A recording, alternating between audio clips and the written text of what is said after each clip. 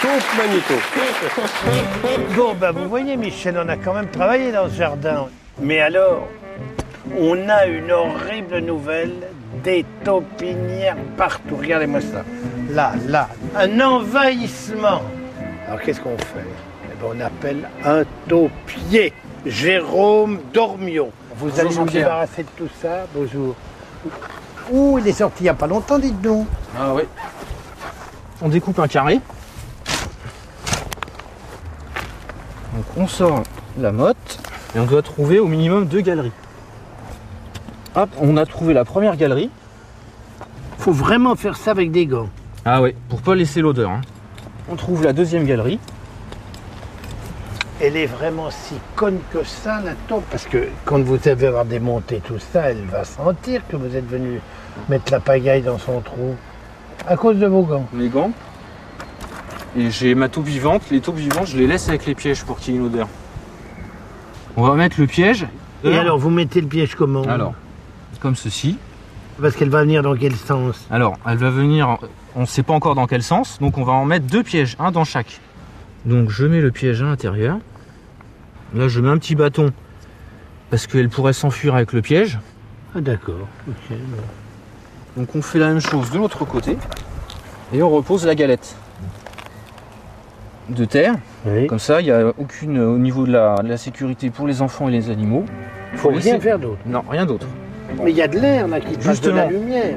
On a déstabilisé le système de ventilation. Donc elle va venir voir. Pourquoi c'est comme ça? Voilà, pourquoi il y a de l'air, il y a une prise d'air ici. Et elle va venir voir et elle va se faire prendre dans le piège. Ah oui, d'accord. Ça, c'est la galerie principale. Ouais. Alors allons-y, faites voir. Donc là, elle passe toujours près d'un mur d'une haie, c'est la galerie principale, où elle passe 7 fois par jour. Donc c'est là en priorité où on va mettre le piège. Voilà, juste comme ça, c'est suffit. Là, vous la prenez pour une conne, quand même. Non, non, elle va passer. C'est la galerie principale, elle fera pas attention. Ah bon? Et on laisse un peu de courant d'air. Et pas de lumière. Alors il peut y arriver qu'il y ait plusieurs galeries. Ah oui, alors comment vous faites dans Donc on en met 3, 4, 5, voire 5 selon pièges la direction. dans chaque direction. Et là, à votre avis, on en a combien? Sur le terrain, Oui. il y en a 3, 4 maximum. Ah, pas plus? Non, non, non. Une taupe peut faire, on peut estimer à peu près sur un terrain, de 20 à 30 taupinières. Qu'est-ce que vous pensez de l'euphorbe? Vous voyez ces plantes là qu'on met, qu'est-ce que vous en pensez? C'est pas, il n'y a pas de résultat concret, peut-être en préventif. Mais qu'est-ce que c'est que ce chien? C'est à vous ça? Ouais, c'est vitamine. Et qu'est-ce qui sert à quoi? Donc je m'en sers, donc elle cherche les taupinières, elle va fouiller pour laisser une odeur. Comme ça la taupe va moins se méfier. Là vous voyez, elle a senti une cheminée de taupe. C'est incroyable! Vous me donnez combien de temps pour qu'il n'y ait plus de taupes sur ce terrain? Là, il faut compter deux interventions. 2 interventions. Salut Jérôme. Merci Jean-Pierre. À bientôt, merci beaucoup.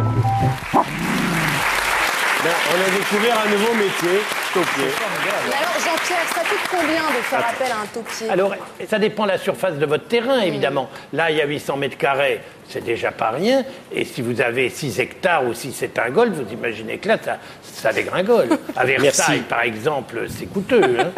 Rendez-vous dans le jardin de Jean-Pierre dimanche prochain. Maintenant, on va parler de télévision. Vous savez, vous ne savez peut-être pas si vous n'étiez pas là dimanche dernier. On va vous dire quels sont les